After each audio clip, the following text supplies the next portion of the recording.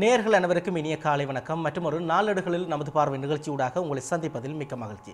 இன்று 20ஆம் தேதி ஜூலை மாதம் 2017ஆம் ஆண்டு வியாழக்கிழமை. இலங்கையிலிருந்து வெளிவந்திருக்கும் பிரதானமான பத்திரிகைகளின் முதல் பக்க முக்கிய செய்திகள் மீது நாங்கள் கவனத்தை செலுத்தலாம்.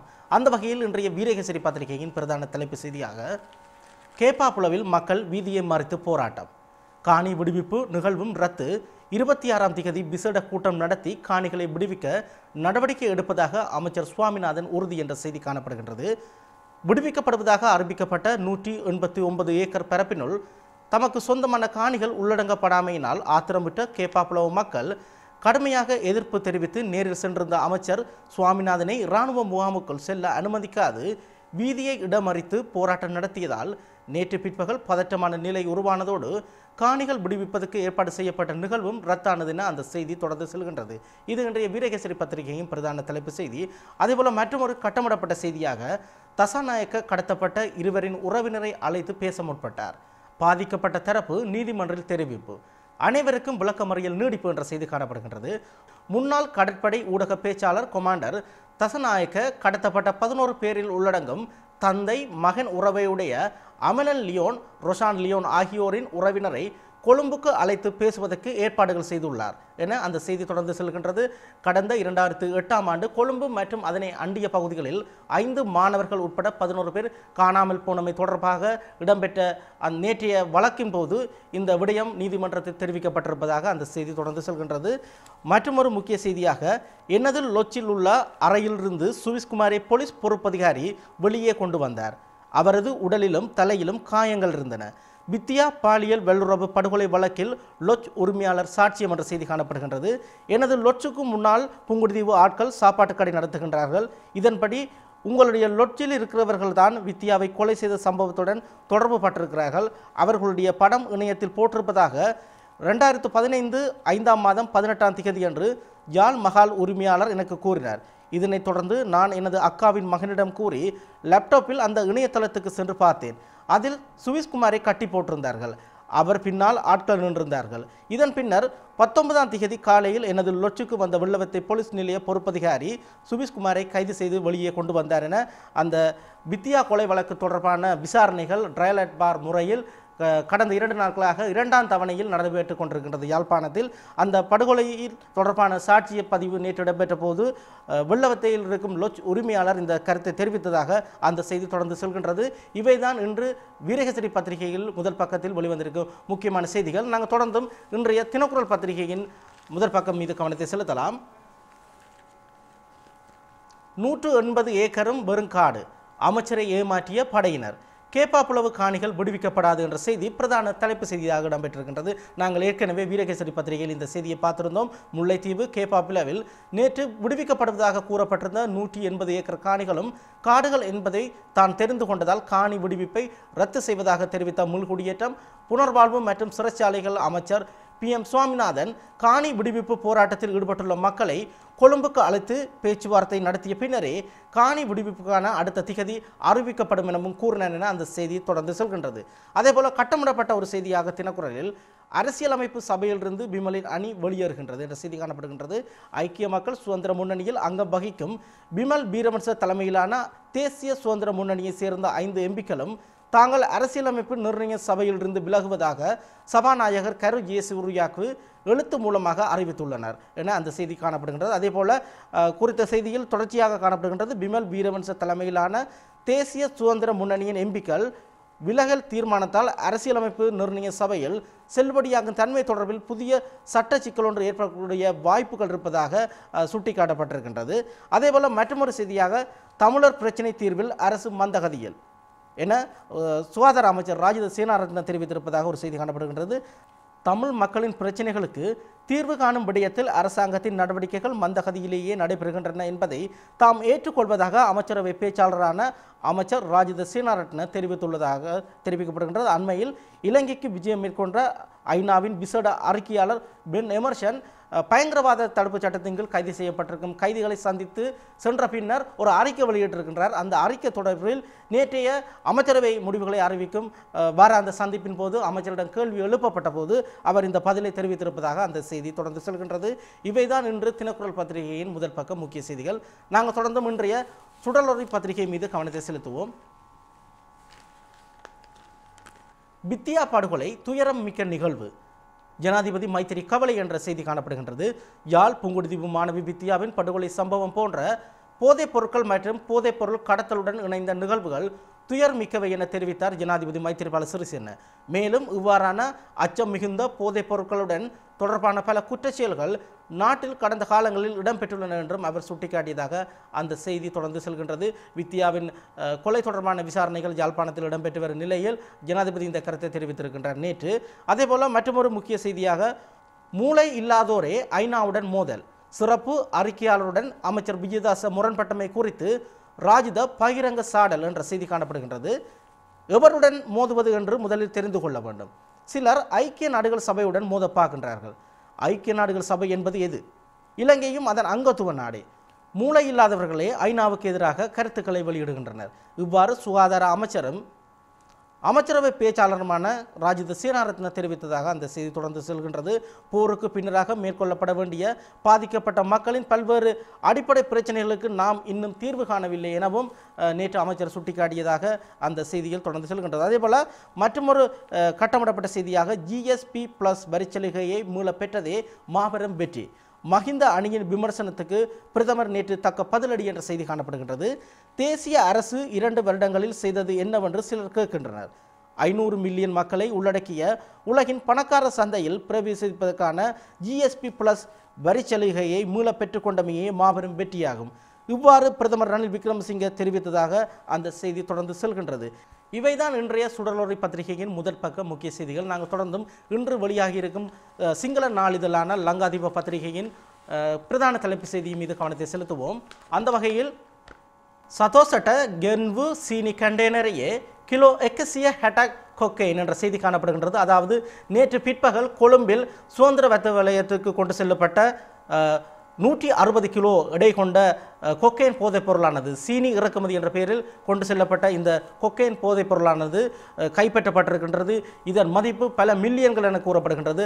அந்த செய்தியே இன்றைய லங்காதீப பத்திரிகையின் பிரதான தலைப்பு செய்தியாக இடம்பெற்றிருக்கின்றது. நாங்கள் தொடர்ந்தும் இன்றைய டெய்லி மிரர் பத்திரிகையின் பிரதான செய்தி மீது கவனத்தை செலுத்தலாம்.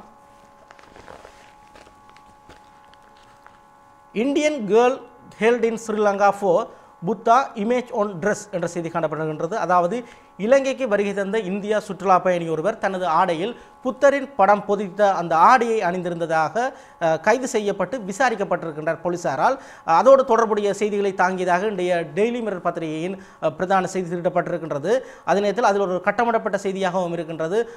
சமய அடையாளங்களை உள்ளடக்கியதாக ஆடை அணிபவர்களை கைது செய்வதற்கு இலங்கையில் எந்த விதமான ஒரு சட்டமும் இல்லை என பிரதான சிரேஷ்ட சட்டத்தரணி ஒருவர் JC வெளிமுனை என்ற சட்டத்தரணி தெரிவித்திருப்பதாக அந்த செய்தியில் மேலும் காணப்படுகின்றது. இவைதான் இன்று இலங்கையிலிருந்து வெளிவந்திருக்கும் பிரதானமான பத்திரிகைகளின் முதல் பக்கம் முக்கிய செய்திகள். நாங்கள் தொடர்ந்தும் இலங்கையிலிருந்து இன்று வெளிவந்திருக்கும் தமிழ் பத்திரிகைகளின் ஆசிரியர் தலையங்கங்கள் மீது கவனத்தை செலுத்தலாம்.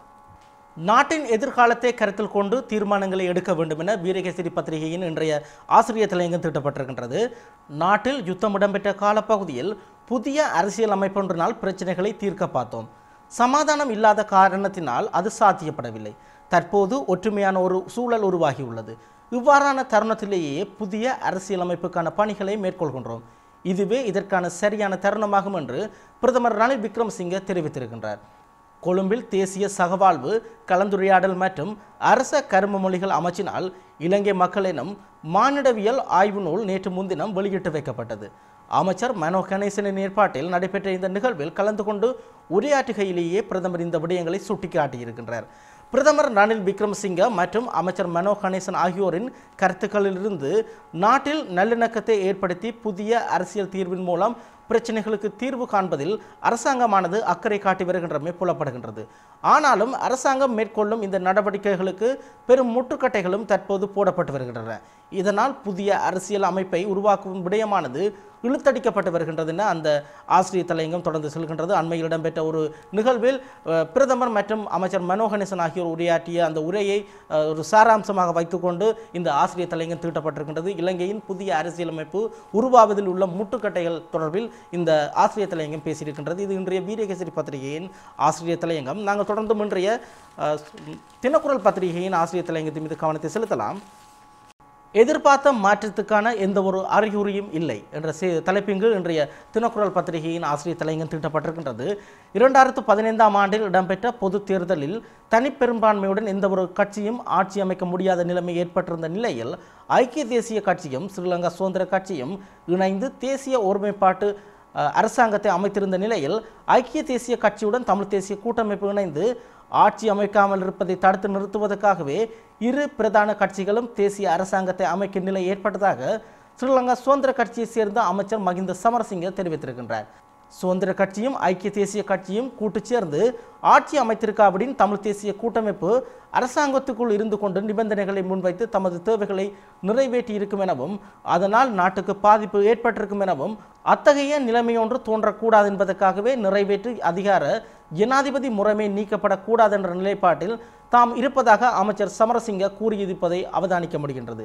பாராளுமன்றில் அங்கம் வகிக்கும் சகல கட்சிகளும் கருத்தொற்றுமைப்பாட்டுடன் இன நெருக்கடிக்கான அரசியல் தீர்வை உள்ளடக்கிய புதிய அரசியலமைப்பை தயாரிக்கும் முயற்சியில் இறுதிக்கட்டத்தை அண்மித்து விட்டதாக தெரிவிக்கப்பட்ட நிலையில் வடகிழக்கு தமிழ் மக்களை பிரதிநிதித்துவப்படுத்தும் பெரிய அரசியல் கட்சியான தமிழ் தேசிய கூட்டமைப்பை ஆட்சியில் பங்கேற்க செய்திருந்தால் பாதிப்பு ஏற்படும் எனவும் அதனால் அதனை தடுத்து நிறுத்துவதற்காகவே இரு பிரதான கட்சிகளும் கூட்டணி அரசை அமைத்ததாகவும் அமைச்சர் சமரசிங்க கூறியிருப்பதிலிருந்து தமிழ் மக்களின் அடிப்படை உரிமைகள் பிரச்சனைகள் அரசியல் அபிலாசைகள் தொடர்பாக தென்னிலங்கையில் உள்ள சிரேஷ்ட தலைவர்கள் எத்தகையதொரு நிலைப்பாட்டில் இருக்கிறார்கள் என்பதை தெளிவாக ஊகித்துக் கொள்ள முடியும் என அந்த ஆசிரியர் தலையங்கம் தொடர்ந்து செல்கின்றது. ஏற்கனவே ஆட்சி மாற்றத்தின் போது பிரதான இரண்டு கட்சிகள் இணைந்திருந்தன.